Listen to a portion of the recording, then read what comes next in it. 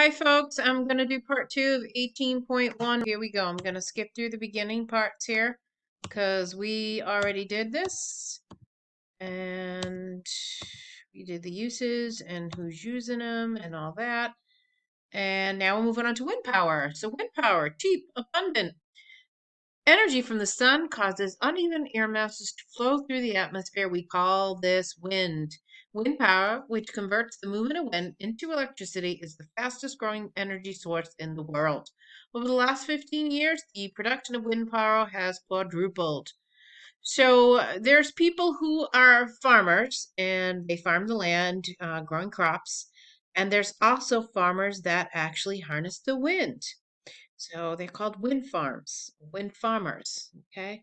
So they have a huge amount of windmill turbines that collect energy from the wind and they turn it into electricity. So having them have a whole bunch of them on their land helps them make more money and they turn into these things called wind farms.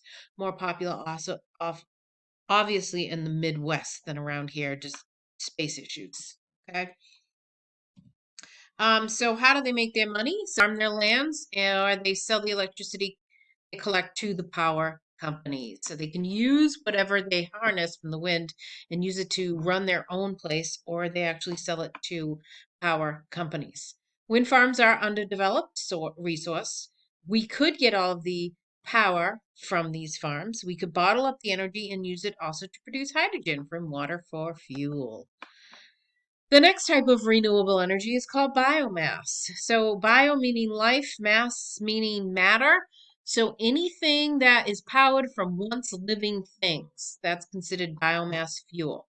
So we could be talking about plant material, manure, which is waste from animals, any other organic matter that is used as an energy resource.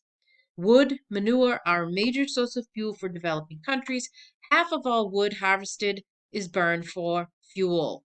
This causes harmful air pollution, habitat loss, deforestation, or soil erosion. So notice this renewable energy source does have some limitations. It does have some bad side effects, such as when you burn wood, it does create air pollution.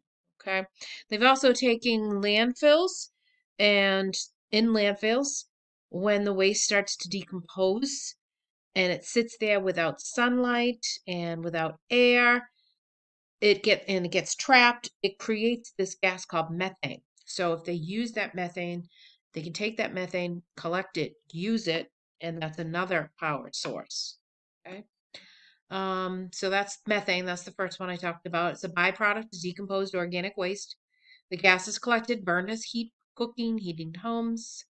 Also, there are dung-fired power stations that produce electricity. What's dung, you say? That is poop. Okay. Initially burn the poop to make electricity. And then also landfills collect methane from decomposed trash, turn this into electricity. Alcohol, that's another one.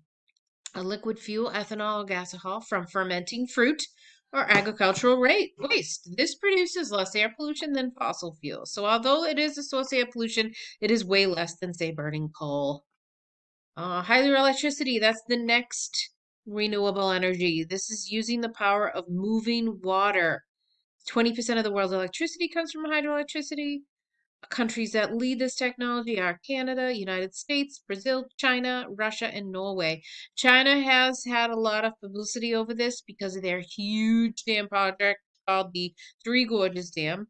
That's where you have three major rivers intersect, and they use the three major rivers to create power.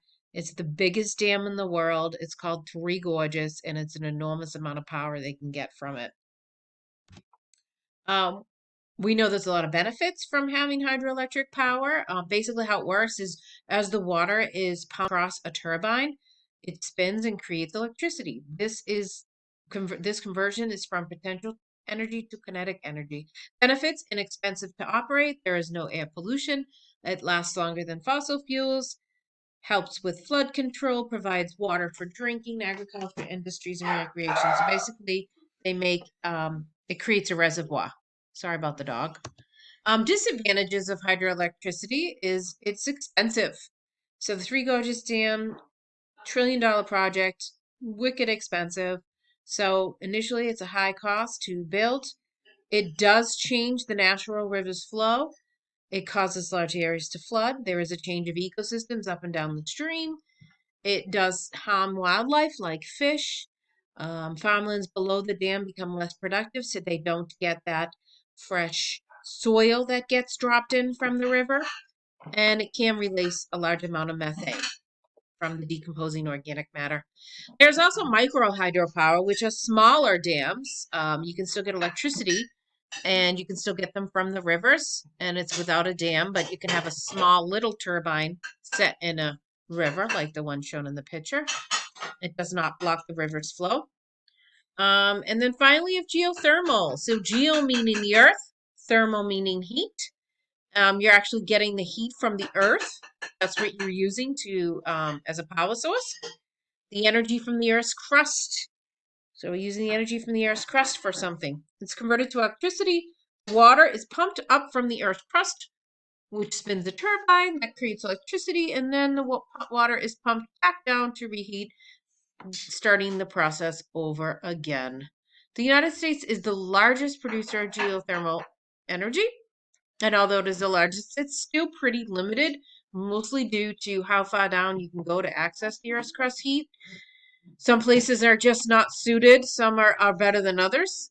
When you have places that are nearer to the crust, or nearer to, I should say, the continental plate edges that are more active, you're going to get more energy. It's a better power source. So countries that lead the way are Philippines, Iceland. Iceland is very there's got a lot of hot spots there. It's got a lot of hot springs. It's an active plate, so that's why you are able to access the Earth's energy. Geothermal is huge there. Japan, Mexico, Italy, and New Zealand. 600,000 homes in the U.S. are heated and cooled using geothermal. The ground's temperature is the same degree all year round, and that's further into the ground. We're not talking about the surface. So a heat cool pump is put into the ground and it keeps the house cool in the summer and heated in the winter. All right, so folks, that's it for renewable energy 18.1. I will give you guys 18.2 tomorrow, and that'll wrap up 18. Okay, hope you have a nice day. Thank you. See you later.